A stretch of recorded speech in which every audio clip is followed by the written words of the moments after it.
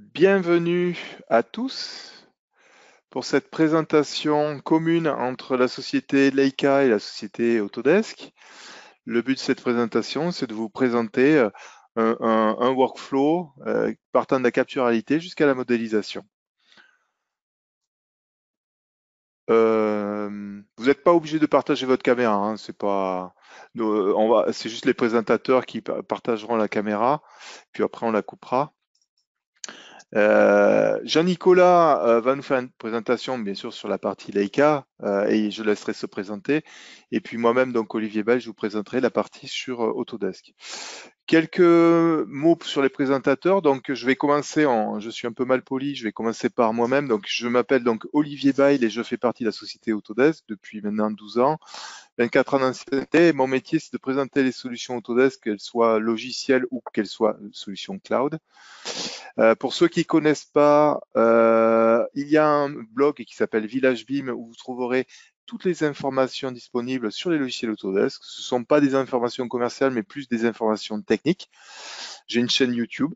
Vous allez trouver beaucoup de tutos sur les logiciels Autodesk. Et bien sûr, comme tout le monde, j'ai un lien LinkedIn si vous voulez me contacter.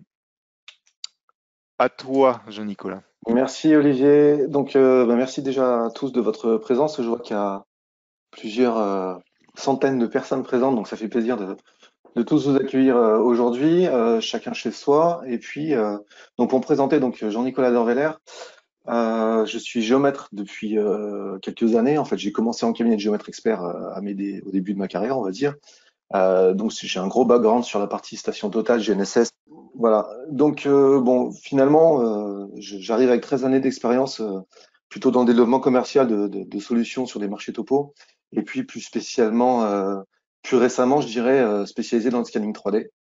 Et en fait, mon travail de tous les jours, c'est de vous montrer à mes clients et partenaires également, aux distributeurs, comment utiliser les technos de 3D d'acquisition massive, comme le mobile mapping par exemple ou les scanners statiques, et puis surtout comprendre le marché d'aujourd'hui et puis essayer d'adapter les produits, les solutions logicielles aux solutions dont vous avez besoin pour pouvoir produire efficacement. Donc si vous voulez quelques infos complémentaires, évidemment, sur mon LinkedIn, vous avez tout un tas de vidéos et d'images de différents projets que je mène en partenariat avec les clients ou même pour moi, pour mes propres tests. Et puis sur la chaîne YouTube Leica Reality Capture, vous avez tout un tas de tutoriaux qui sont disponibles. Une rapide revue de la gamme laser scanning donc chez Leica Geosystem. Donc on est présent sur ce marché depuis très nombreuses années. Historiquement, on a toujours donc connu les scanners série P, scan station P30, P40, P50, qui ont la particularité des scanners très robustes avec des possibilités d'avoir de la très longue portée, comme le P50 qui porte à plusieurs milliers de mètres, hein, par exemple. Et puis, ce sont des scanners aussi de la série P qui sont très appréciés de nos géomètres puisqu'ils ont un flux de travail très géomètre, très polygonal, en statique, qui lui a la particularité d'être le premier scanner qui numérise jusqu'à 2 millions de points par seconde et avec un principe novateur, on va le voir, de recalage sur site grâce à un système inertiel d'imagerie que je vais vous expliquer et détailler tout à l'heure. Et enfin, on passe sur la partie dynamique avec donc l'introduction du laser scanner mobile à main BLK2Go, donc qui est arrivé sur le marché à Intergeo mois de septembre-octobre 2019 de l'année dernière et qui est en production chez nos clients, on va dire depuis le premier trimestre 2020 et les premiers utilisateurs en ont pris possession, je dirais sur la fin janvier, début février, pour certains chanceux. Alors, si on regarde en détail ces deux scanners sur lesquels nous allons nous concentrer, donc le BLK2Go et le RTC 360, ça fait allusion à la question qu'on vous a posée tout à l'heure, si vous connaissiez la technologie dynamique et évidemment la technologie statique. Alors, qu'est-ce que j'entends par dynamique? Dynamique, en fait, c'est un scanner que vous avez, donc là pour le coup, que vous portez à la main et vous faites de l'acquisition en mouvement. Quand on dit dynamique, on dit aussi MMS, Mobile Mapping, cartographie mobile. Le BLK2Go fait partie, je dirais en bas de l'échelle, de cette technologie Mobile Mapping. Un scanner dynamique, c'est un scanner qui présente la particularité d'avoir des capteurs qui permettent de calculer son déplacement dans l'espace, alors avec de la centrale inertielle, avec des algorithmes, on va le voir tout à l'heure. Et donc l'idée, c'est d'avoir un nuage de points. colorisées d'ailleurs, ou avec des images, pour nous permettre de travailler aussi confortablement qu'avec un scanner statique. Le RTC 360, donc vous l'avez vu, il est statique. Comme son nom l'indique, c'est pour faire de l'acquisition fixe sur trépied. Et on va procéder d'une position de scan à une autre position de scan pour mettre, en tout cas progresser sur notre projet de numérisation, position par position, pour avoir un nuage de points complet. Alors, je ne sais pas pourquoi c'est revenu en arrière. On y va. Le BLK2Go. Donc, simplement, c'est l'accès donc à des outils de capture de la réalité. Il n'y a rien qui fonctionne, Olivier. Je ne sais pas si on a un doublon de souris Tu de veux, connexion. tu veux où c'est le slide avant, après? Là, c'est après. Donc là, bon, c'est le nuage de points. Là, on va laisser aller. Ou alors, c'est ma connexion Internet. C'est les joies de rester à domicile. Et Euh, là, tu as la vidéo, là. voilà, la vidéo est partie. Donc, ça lag beaucoup chez moi, a priori. Donc, comme vous le voyez, là, mon collègue est en train de scanner un bâtiment donc en mode intérieur. Et on voit donc le nuage de points qui se consolide en temps réel. Donc moi j'ai un gros lag en fait, je vois plus rien, je suis désolé, je vois du direct. Passe à la slide d'après. Ok.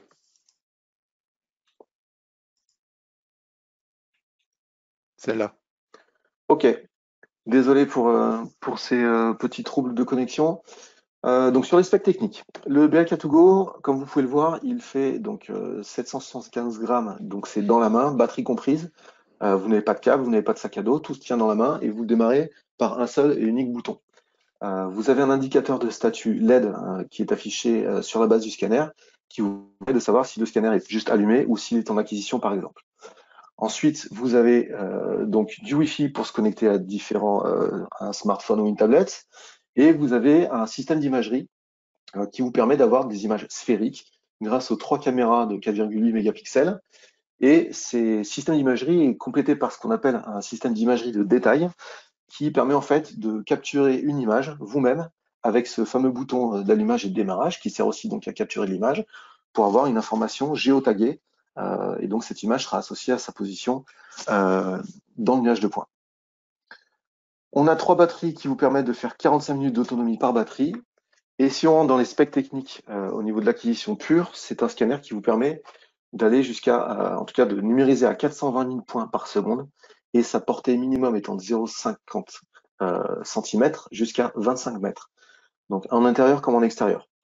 La résolution de scan, en fait, on ne peut pas régler la vitesse de numérisation du BLK2Go, donc ça veut dire qu'en fait, au plus vous marchez lentement, au plus votre nuage de points sera dense, au plus vous marchez vite, au plus votre nuage de points sera disparate. Vous tournez toujours à 400 000 points par seconde. Et au niveau de la rapidité, en fait, vous voyez en temps réel le nuage de points SLAM directement sur votre tablette ou sur votre smartphone. On va passer à la slide suivante, donc pour voir comment ça se passe au niveau du terrain, quel est le flux de travail. Donc là, on voit notre collègue qui se balade dans le bâtiment, donc avec son BLK2Go dans la main gauche et son smartphone dans la main droite. Et en fait, quand elle marche, elle voit en temps réel son nuage de points et sa trajectoire, là, qui est symbolisée par la ligne verte euh, du projet. Mais elle a également son nuage de points, non pas en 3D, mais en vue de dessus en 2D, avec une petite fonction sur l'interface tactile de votre smartphone, dite ascenseur, pour passer, pourquoi pas, d'un étage à l'autre. Et là, on voit bien ici le mur principal qui permet à l'opérateur de voir que l'AlgoSlam fonctionne parfaitement sur le terrain.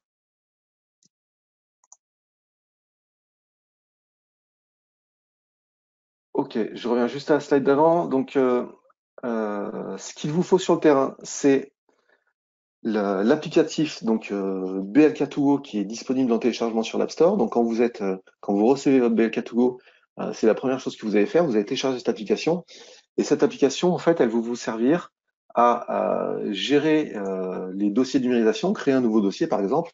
Mais également, ça va vous permettre de voir la température du scanner, le niveau de batterie, le niveau de mémoire, et puis pourquoi pas la version du firmware si vous venez de le mettre à jour, des choses comme ça.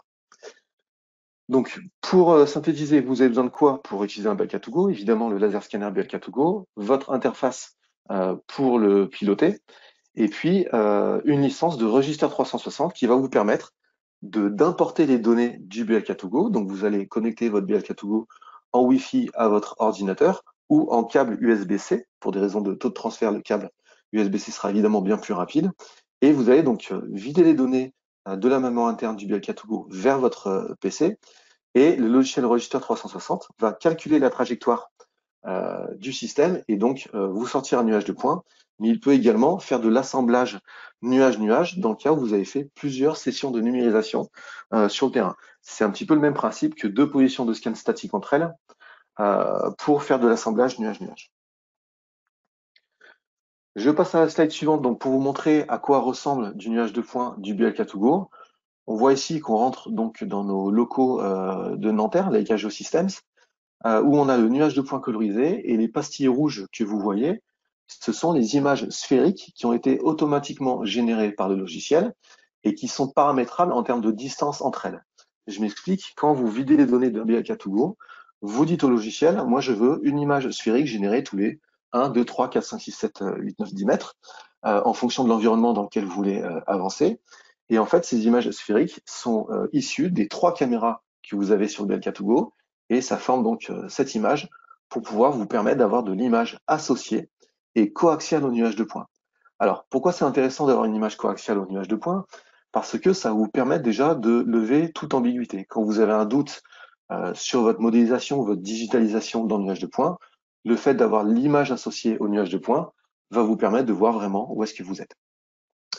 Si j'illustre sur la prochaine vidéo, donc le nuage de points en haut à droite colorisé et à gauche le nuage de points par intensité et avec une coupe en dynamique, vous allez voir que quand je double-clique dans une pastille rouge, je vais afficher mon image, d'accord? Et par-dessus l'image, je vois bien la coupe de mon nuage de points que je vais pouvoir monter ou descendre. Donc la coupe va pouvoir se faire également en élévation pour pouvoir être assuré de la bonne saisie de mes points si j'ai besoin de saisir de l'information avec le mix image plus nuage.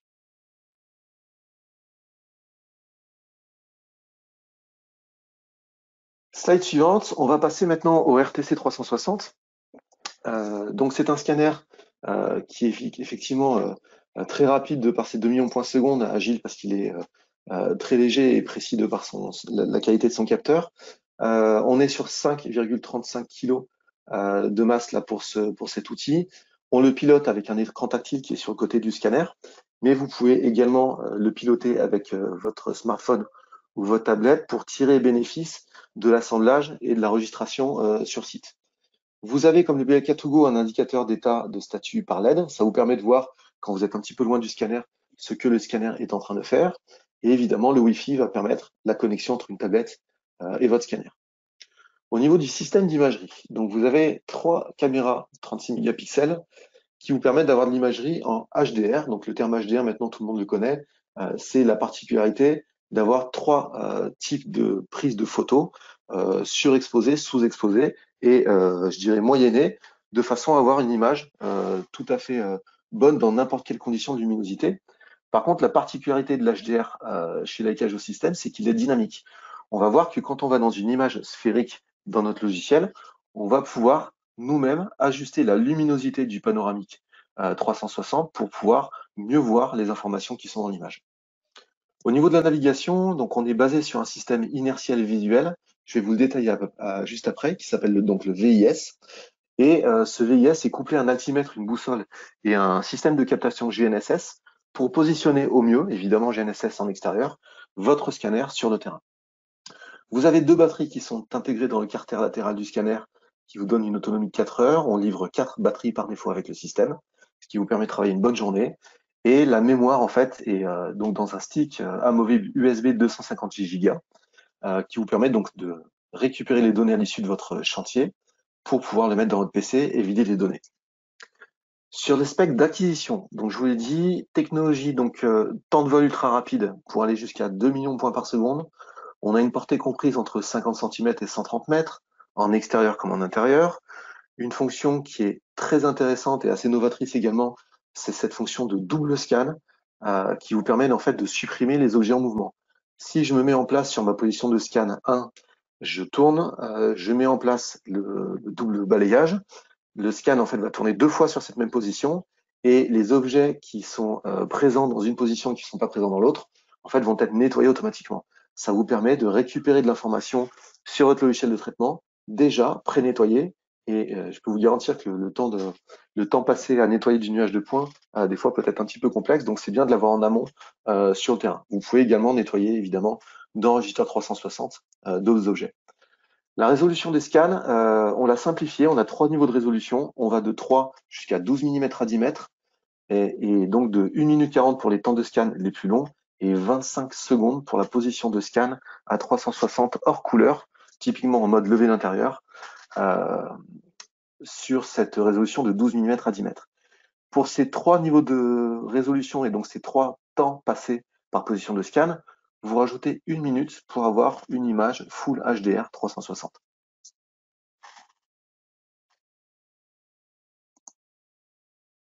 Ok. Donc, comme le BAK2Go, donc je vous redonne les capteurs dont vous avez besoin pour travailler sur le terrain, la tablette qui pilote le scanner ou le scanner vous pouvez utiliser seul. Et puis, donc, encore une fois, le même logiciel avec lequel vous calculez les données du BLK2Go, donc c'est Register 360, qui va vous permettre d'assembler les positions de scan du RTC 360. Donc, vous sortez la clé USB du RTC, vous la mettez dans votre PC, vous ouvrez Register 360, vous allez appeler les positions de scan que vous voulez traiter, et les positions de scan vont arriver directement précalées grâce à cette technologie VIS. Et également, vous allez pouvoir affiner l'assemblage avec différentes fonctions d'Enregister 360, faire de la reconnaissance de sphères, de damiers, géoréférencer, etc. Petit focus sur le VIS, qui est donc très spécifique au RTC 360 et qui fait d'ailleurs aussi une grande partie de son succès. C'est que donc vous avez des caméras qui sont réparties correctement tout autour du scanner pour non pas coloriser le nuage de points, mais pour pouvoir analyser l'environnement de la position de scan. Quand vous déplacez votre scanner, en fait, le système de caméra va identifier des points caractéristiques d'une position à l'autre, et ça va vous permettre en fait de pré-caler sur le terrain directement vos différentes positions de scan. Si j'illustre ça en image, donc voici ici un opérateur qui se déplace sur son projet de numérisation et il passe le long d'un couloir et on voit bien ces 5 caméras qui identifient des points caractéristiques pour pouvoir donc prépositionner la station de scan sur le terrain et ensuite donc vous passez à la station de numérisation suivante et vous allez lier la position B avec la position précédente A et ainsi de suite. Sur la partie terrain, comment ça se passe? Donc, vous avez votre tablette ou votre smartphone qui pilote le RTC 360 et grâce à ça, vous allez pouvoir visualiser votre nuage de points, notamment où est-ce que vous êtes passé, les différentes positions, s'il n'y a pas de trous, s'il y a des problèmes d'ajustement, des choses comme ça, contrôler donc, et puis documenter votre projet. Vous pouvez associer des images au nuage de points, faire de la documentation écrite ou orale pour pouvoir récupérer des informations supplémentaires à vos projets. Et quand vous êtes sur le terrain et que vous êtes en train de numériser, vous avez donc vos positions de scan qui viennent s'implémenter automatiquement sur votre tablette. Et donc là, typiquement, l'opérateur est parti à droite pour continuer son chantier. Voilà, il a arrêté de numériser à cet endroit-là et il est reparti à un autre endroit de son chantier où il est allé se repositionner par rapport à un scan sur lequel il était parti à droite, et donc il va continuer son projet dans l'autre sens. Donc à tout moment, on peut revenir sur n'importe quelle position, venir lui dire, OK, je repars de là, et je vais associer ma position suivante à la précédente, et ainsi de suite. Excusez-moi, j'ai eu un bug d'affichage entre-temps, et du coup, ça lag vraiment chez moi. On continue donc avec la partie Cyclone Register 360. Donc voilà le type de visualisation que vous avez quand vous videz les données du RTC 360, où vous passez du nuage de points en couleur, intensité, intensité de gris à l'image, avec, donc, comme je vous l'ai expliqué tout à l'heure, ce principe de luminosité automatique, donc qui est donné par les caméras HDR auto, qui vous permet de naviguer confortablement dans le nuage de points et dans les images sphériques. J'ai perdu le fil, non c'est bon, j'ai retrouvé ma slide. Donc maintenant, on va parler association RTC 360 et BLK2Go. Donc on va utiliser évidemment le logiciel Register 360. Voilà. Alors, qu'est-ce qui s'est passé sur ce projet? Donc je suis allé scanner avec mon RTC 360 l'extérieur de mon bâtiment et l'intérieur, je l'ai fait au BLK2Go. Ici, avec la fonction de coupe automatique, vous voyez en vert et en bleu les deux types de scan. Donc le vert, le scan statique, et le bleu, le scan dynamique. Sur un principe de recalage nuage-nuage, Cyclone Register 360 va associer les données statiques et dynamiques, et ça va me permettre de passer de l'un à l'autre sans problème. Ce qui est intéressant, c'est que je vais passer également d'une image sphérique du RTC 360 à une image sphérique du BLK2Go. Pareil ici, l'association sur un projet plutôt en extérieur, donc scan d'une maison individuelle au RTC 360. Et donc, on a continué l'acquisition au BLK2Go dans la forêt pour aller chercher d'autres éléments, confortablement les deux données. J'ai associé les deux données BLK2Go et RTC 360 en nuage-nuage. Et le logiciel donc, a fait du recalage entre les différentes faces qu'il a trouvées sur les bâtiments, mais également sur les arbres, pour pouvoir associer les deux nuages de points. Donc, vous voyez également que sur le BLK2Go, ce qui est intéressant de comprendre, c'est que l'association de l'image coaxiale au nuage me permet de saisir l'information sans ambiguïté, puisque l'apport de l'image est très importante et c'est assez intéressant sur un système mobile mapping aussi petit que le BLK2Go. Un autre projet très intéressant, voici une même maison scannée avec deux capteurs différents, donc le RTC 360 à droite et le BLK2Go à gauche. Vous voyez les temps d'acquisition, ils ne sont pas du tout comparables. J'ai 75 minutes d'un côté en statique et 13 minutes en dynamique.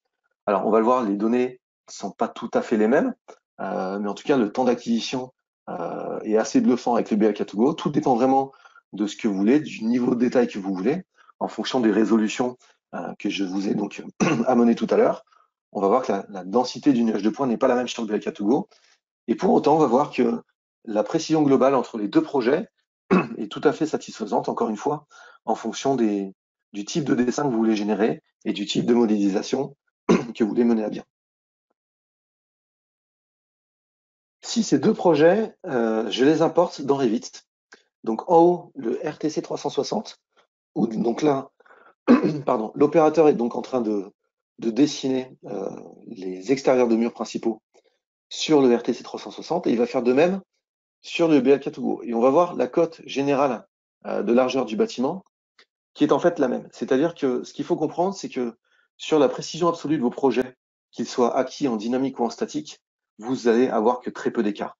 La seule chose qui va différencier le BLK2Go du RTC 360 ou le RTC 360 du BLK2Go, c'est le bruit de mesure. En gros, vous allez être plutôt sur un faible bruit de mesure de 1,5 à 2 mm sur le RTC 360 et vous allez arriver jusqu'à 1,5 cm sur le BLK2Go. Donc c'est là où il faut bien identifier vos projets, quelle méthode d'acquisition vous allez mettre en place en fonction du type de restitution que vous voulez faire. Dans tous les cas, et c'est important de comprendre ça, dans tous les cas, vous avez de l'image sphérique qui est disponible dans les deux capteurs. Donc vous avez toujours l'image qui est disponible, la couleur qui vient compléter votre nuage de points. Le BLK2Go, sur le chantier que l'on vient de voir, on a fait un calcul rapide, vous êtes 7 fois plus rapide qu'un RTC 360. Par contre, le RTC 360, en mode relevé ultra productif d'intérieur, vous êtes à 25 secondes par position de scan, donc ce qui lui attribue aujourd'hui la palme du scanner le plus rapide du marché. Donc identifiez bien le niveau de rapidité que vous voulez mettre en place sur ces projets. Et attention donc à la précision, en tout cas le bruit de mesure de ces deux capteurs, 6 à 15 mm à 10 mètres sur le BLK2Go, où on va être à 1,9 mm à 10 mètres sur le RTC 360. Donc le RTC 360 va couvrir beaucoup d'applications, si ce n'est pas toutes. Par contre, le BLK2Go, on va devoir faire attention à certaines applications. Et l'application sur laquelle il faut faire attention, c'est plutôt le relevé en milieu industriel. Là où le RTC 360 va être extrêmement efficace avec un bruit de mesure très fin, une bonne réflectivité sur la plupart des matériaux, que ce soit de l'inox, de l'aluminium ou du noir, des choses comme ça. Le BLK2Go, lui, va être très bon dans la partie réhab, construction, bâtiment neuf ou maison individuelle. Par contre, en industrie, on va voir qu'on ne peut pas forcément bien l'utiliser, mis à part pour avoir une hauteur sous poutre ou sous IPN. Mais regardez le même projet scanné avec mes deux capteurs. à droite le BLK2Go, pardon, à gauche le BLK2Go, à droite le RTC 360, on voit la même charpente métallique où le détail au niveau du nuage de points n'est absolument pas comparable. Donc mesurez bien l'endroit où vous allez positionner votre BLK2Go. Alors, on a vu le nuage de points avec les différents capteurs, mais on en fait quoi maintenant, Olivier, du nuage de points? Merci Jean-Nicolas pour cette première partie. Alors juste, je voulais vous partager deux, trois choses avant de vous présenter les solutions Autodesk. C'est que au niveau des tendances technologiques que nous, Autodesk, nous voyons un petit peu dans le monde entier, c'est outre le fait qu'on parle beaucoup de collaboration virtuelle, on commence à orienter, à industrialiser le process de construire. Donc, on essaye de, entre guillemets, le bâtiment essaie de copier le processus industriel pour produire des produits manufacturés. Donc, il y a une certaine convergence dans ce domaine-là. Le generative design, c'est la possibilité, à partir de contraintes initiales, géométriques, thermiques, structurelles, de laisser la main à un algorithme qui peut être positionné sur le cloud pour vous générer des solutions auxquelles vous n'avez pas imaginé. Donc, c'est le Generative Design. Si vous voulez en savoir plus, allez taper Village Beam Generative Design, vous aurez des articles qui traitent de ce sujet-là. Et l'IoT ou l'Internet des objets avec l'introduction ou l'apparition de la 5G, on va avoir des appareils qui auront les possibilités de se connecter plus rapidement et plus facilement. Donc, pouvoir bénéficier de beaucoup plus de données, il va falloir surtout les traiter derrière. Et en fait, sur le sujet qui nous intéresse aujourd'hui, c'est l'utilisation de la capture réalité dans notre métier. Donc avant, il y a une dizaine d'années, pour faire un relevé, on prenait un mètre, voire un télémètre, et on reportait ça sur un plan. Maintenant, ça se démocratise beaucoup de pouvoir faire de la capture de la réalité à partir d'appareils soit statiques, soit mobiles, comme nous l'a expliqué Jean-Nicolas. Bon, je vais passer sur le fait, sur la société Autodesk. Vous devez nous connaître déjà. Peut-être vous connaissez que la partie visible. Pour vous, c'est la partie architecture et engineering. Il faut savoir que donc on est présent dans le domaine donc du bâtiment et de tout ce qui est infrastructure. Donc les deux slides en diagonale ici. Mais aussi sachez qu'on a une division qu'on appelle automotive ou mécanique, où on a des logiciels dans cette partie-là. Et la partie là encore moins visible d'Autodesk, c'est la partie d'animation ou de post-production de films, par exemple. Donc là, vous avez Mars. Donc là, 95% des logiciels Autodesk sont utilisés pour faire de la post-production, pour faire des jeux, pour faire de la publicité, des effets visuels. Donc voilà, à peu près 95% des logiciels sont utilisés dans cette partie-là. Donc voilà les trois gros métiers qu'adresse Autodesk. Après, vous savez déjà, ou vous allez le savoir juste après, c'est que nous commercialisons nos logiciels sous forme de collection. Une collection comprend plusieurs logiciels à l'intérieur. Et là, en fait, je les ai repris sous forme de la création d'un projet, de la conception d'un projet jusqu'à la fabrication ou la livraison sur le chantier. Donc, tous les logiciels que vous voyez ici peuvent adresser les différentes phases de la construction, de la conception, de l'analyse, vérification, la génération des plans et puis la présence aussi de ces modèles sur le chantier. On voit que la partie capture de la réalité donc, adresse plutôt le début et la fin du process. Le début pour capturer l'existant et la fin plutôt pour comparer la réalité, ce qui a été construit par rapport à ce qui avait été planifié. Donc, on peut pouvoir faire du scan pour vérifier la qualité. Et enfin, vous voyez qu'en utilisant les différentes solutions Autodesk, vous allez pouvoir adresser les différentes étapes du projet. Au passage, je vous parlerai de la plateforme 1360 Docs, qui est une plateforme cloud qui va vous permettre justement d'adresser les quatre étapes du projet. Alors, la capture de la réalité. Capture de la réalité, en fait, à quoi sert-elle dans un logiciel de modélisation? À deux choses, en fait. La première chose, c'est d'éviter de travailler de partir sur une page blanche. Ça veut dire que je vais me servir du nuage de points comme fond de plan et remodéliser par-dessus. ou alors je peux me servir de la capture réalité dans une modélisation pour avoir le contexte, pour avoir ce qui va environner ce que je suis en train de modéliser, pour avoir vraiment ce contexte de cette modélisation. Donc en fait, la capture réalité, Jean-Nicolas vous a présenté la photogrammétrie, le scan 3D, donc que ce soit statique ou mobile. Mais sachez qu'il existe aussi des solutions de photogrammétrie qui existent aussi chez Leica. À partir de photos, à partir de plusieurs photos, on va recréer un modèle 3D en positionnant parce que l'algorithme va repositionner l'endroit où était l'appareil photo et va calculer la distance de l'appareil photo aux différents pixels et donc va recréer un point colorisé. Et ce point, ces multitudes de points vont être liaisonnés entre eux par des triangles et la finalité du résultat, ça s'appelle un maillage. Donc souvent, la photogrammétrie va vous générer un maillage, tel que vous voyez à l'écran, le statut, alors que le scanner 3D va vous générer plutôt un nuage de points. Bien sûr, ce nuage de points pourra être transformé en maillage en utilisant des logiciels adéquats, donc de transformer nuage de points en objet possédant des polygones colorisés à partir du nuage de points. Alors, le workflow, en utilisant les solutions Leica et des solutions Autodesk. Donc, partant des différents scanners, qu'ils soient statiques ou mobiles, je vais envoyer ce nuage de points dans le logiciel Recap. Recap a la possibilité d'assembler les nuages de points, mais si vous l'avez déjà fait avec Cyclone, il n'y a pas de problème, hein, on va récupérer du format Cyclone natif. Et ce logiciel qu'on appelle Autodesk Recap va vous permettre à partir du cloud de pouvoir partager les scanoramas, donc en fait les sphères si vous voulez, avec les différents utilisateurs qui vont pouvoir annoter côté sans avoir à posséder le nuage de points sur leur machine, donc uniquement dans leur interface web.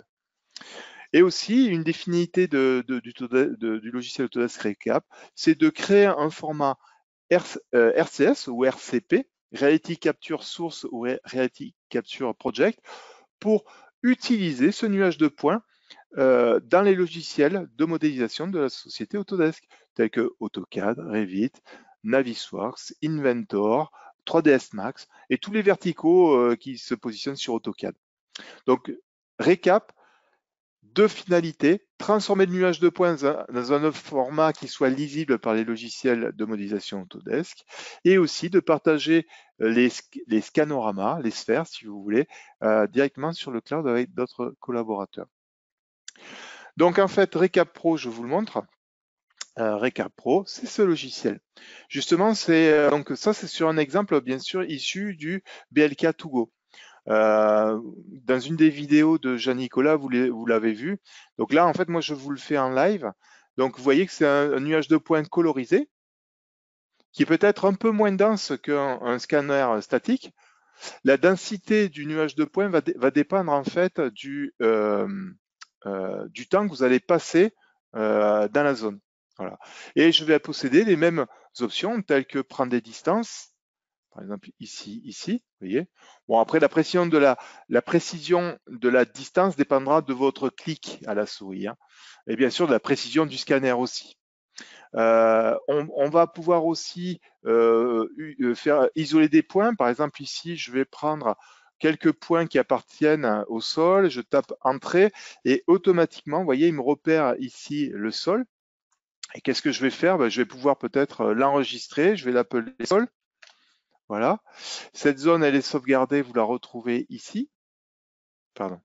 Vous la retrouvez ici. Je vais la figer. Et moi, si je veux faire du ménage, par exemple, bon, je veux dire, je vais enlever l'escalier. Bon, c'est un exemple, hein. Je vais utiliser l'outil de sélection par trajet. Bon, je le fais grossier, hein. Vous voyez ici que bon, j'ai sélectionné un peu du mur et j'aurais dû isoler aussi le mur. J'ai sélectionné ici que les points de l'escalier. Et là, je vais pouvoir le nettoyer, ainsi de suite, ainsi de suite. Donc voilà, Recap, en fait, c'est pour explorer le modèle de nuage de points. Alors, il a été développé pour embarquer de gros nuages de points, enfin, avec beaucoup de points à l'intérieur. C'est très fluide. Donc, cotation, nettoyage du bruit et organisation du nuage de points pour qu'il soit plus ingurgitable, si je peux m'exprimer, dans les logiciels de la société Autodesk. Donc, le but ici était de vous parler du logiciel Revit. Donc, Revit, c'est un logiciel de modélisation de bâtiments, comme peut l'être AutoCAD, mais Revit est garant des informations BIM. Pour ceux qui ne connaissent pas ce que c'est le BIM, c'est Building Information Modeling. Donc, en fait, comment ça se passe dans Revit? Je vais venir cliquer sur Insérer, nuage de points. Et dans nuage de points, je vais venir cliquer sur le RCP. Et voici le nuage de points que vous avez vu dans Recap, vous le retrouvez dans Revit. Et puis là, il me reste plus qu'à aller dans une vue, positionner mon nuage de points sur un niveau. Donc le nuage de points, pour ceux qui connaissent un petit peu Revit, se comporte comme un objet. Et donc là, par exemple, je vais réaliser une coupe.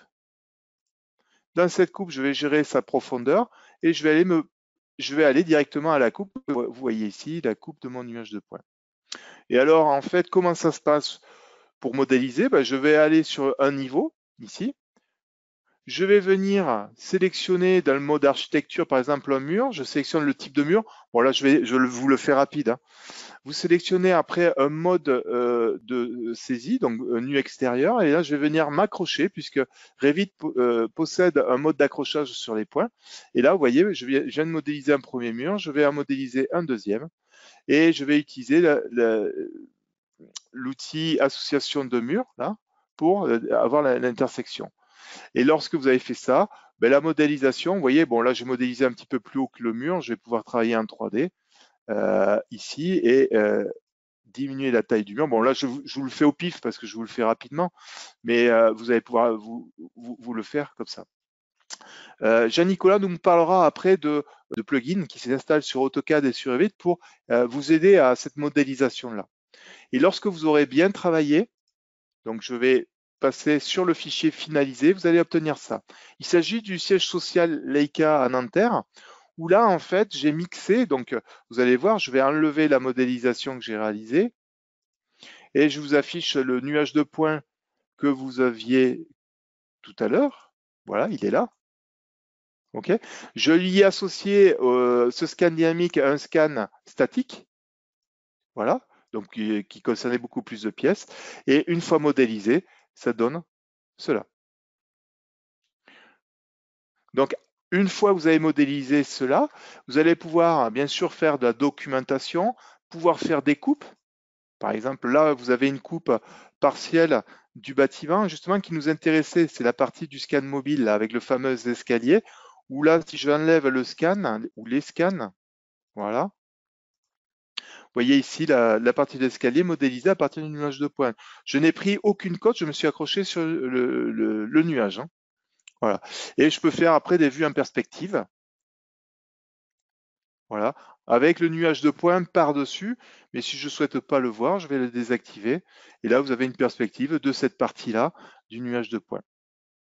Donc, avant de laisser la parole à Jean-Nicolas, je vais vous parler de la solution cloud. Vous avez la possibilité, quand vous êtes dans Revit, de pouvoir faire un fichier, enregistrer sous et enregistrer sur le cloud. Donc là, je ne peux pas puisque je l'ai déjà enregistré sur le cloud.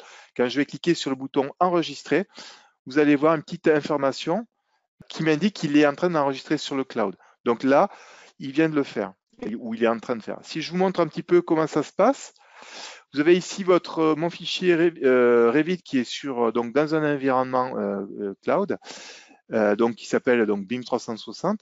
Je suis dans la partie où je l'ai sauvegardé, je clique dessus. Et là, vous allez pouvoir passer ce lien-là à quelqu'un qui ne possède pas Revit, par exemple, et il va pouvoir visualiser exactement ce que je suis en train de vous montrer ici. Voilà. Je vais pouvoir voir les maquettes 3D comme les maquettes les plans 2D. Je vais pouvoir réaliser une visite virtuelle en me déplaçant à l'intérieur du bâtiment, comme vous pouvez le voir ici. Donc directement en utilisant les flèches de mon clavier. Vous avez une petite map ici qui me permet de me déplacer à l'intérieur de la maquette, peut-être plus rapidement, en tournant un petit peu la tête aussi plus rapidement. Voilà. si je repasse dans une vue 3D, voilà, ici, vous pouvez associer votre maquette qui est ici, pardon, vous pouvez découper votre écran en deux et dire, par exemple, je veux une vue en plan. Et lorsque vous cliquez sur un objet, par exemple sur l'escalier, vous voyez, j'ai cliqué sur l'escalier, il apparaît ici en 3D, dans ma vue 3D, ou l'inverse, si je clique ailleurs et que je sélectionne par exemple ce mur-là, automatiquement il me fait un auto-zoom sur le mur. J'ai la possibilité d'afficher des propriétés. Donc là, ici, c'est des propriétés Revit, mais sachez qu'on peut lire dans l'environnement BIM 360 Docs une quarantaine de formats de fichiers. Donc là, je vous ai montré du Revit. Et aussi, vous avez la possibilité de travailler, de faire de la comparaison. Puisque à chaque fois que vous allez sauvegarder votre fichier, vous allez avoir une publication qui va être réalisée et on va pouvoir comparer, par exemple, une version 4 avec la version 5. Je clique sur comparer. Et donc là, on a un outil qui va jouer au jeu des 7 erreurs, qui va essayer de trouver les différences entre les deux versions. Donc on aura des codes couleurs, vert ajouté, jaune modifié, rouge supprimé. Je vois que ici, par exemple, sur la dalle, on voit par exemple sur les arbres, j'en ai supprimé en rouge d'une maquette à une autre, et en vert, ici, j'ai rajouté un arbre. Ici, la dalle, ici, si je clique sur la dalle, elle a été modifiée puisqu'elle est jaune. Je vois qu'on a modifié des surfaces et donc des volumes. Je peux rapidement, en cliquant sur les boutons qu'il y a ici, visualiser la différence entre les deux maquettes. Vous voyez? Donc là, l'avantage, c'est que tout ça, je peux le faire dans une interface web. Et cette interface, ça s'appelle BIM 360 Docs. Bien sûr, il y a bien d'autres options, mais je voulais juste vous faire une petite présentation de cette partie-là pour que vous ayez conscience que cela existe. Donc, je repasse rapidement la main à Jean-Nicolas pour la partie. Merci Olivier. Oui, effectivement, en complément de ce que vous a montré Olivier, donc avec l'import natif du RCS ou du RCP dans les suites Autodesk, donc notamment Revit et AutoCAD, ce qu'il faut comprendre, c'est que quand vous voulez exporter du nuage de points vers ces plateformes Autodesk, donc Autodesk a besoin donc, de formats type RCP. Mais afin de faciliter en fait votre vectorisation 2D ou votre modélisation 3D, vous avez également l'export du format qu'on appelle LGS, qui va via un plugin qui s'appelle CloudWorks, qu'on va intégrer dans Revit ou dans AutoCAD, vous faciliter en fait votre capacité à dessiner, modéliser ou vectoriser. Alors, je vais passer juste sur la slide suivante, Olivier. Oui. Sur là où celle de Revit? Juste avant, ouais, Ok. décidément. Sur la partie CloudWorks pour AutoCAD, quand vous intégrez votre nuage de points, vous avez un mode d'assistance semi-automatique du dessin. Typiquement, vous allez, grâce à une définition de section automatique, vous cliquez sur un mur, CloudWorks va automatiquement vous faire une tranche horizontale qui correspond à votre saisie du clic sur le mur. Une fois que le système passe en vue de dessus sur votre nuage de points, vous allez pouvoir accéder à des outils de modélisation ou de vectorisation automatique par un point ou par deux points. Et après, par contre, quand vous êtes dans un environnement AutoCAD, toutes vos commandes AutoCAD classiques sont celles que vous connaissez. D'accord ? Le gros avantage de ce plugin CloudWorks, c'est que en plus d'être un facilitateur de vectorisation ou de modélisation, c'est que vous avez accès à ce qu'on appelle le True Space. Et le True Space, en fait, c'est le fait d'importer les images sphériques qui sont donc associées au nuage de points.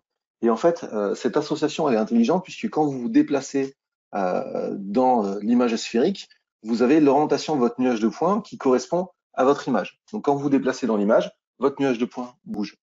C'est exactement la même chose dans Revit. Dans Revit, vous avez toujours ces fonctions de définition de section automatique et assistée, mais vous avez des procédures qui sont optimisées pour modéliser en 3D vos projets de numérisation.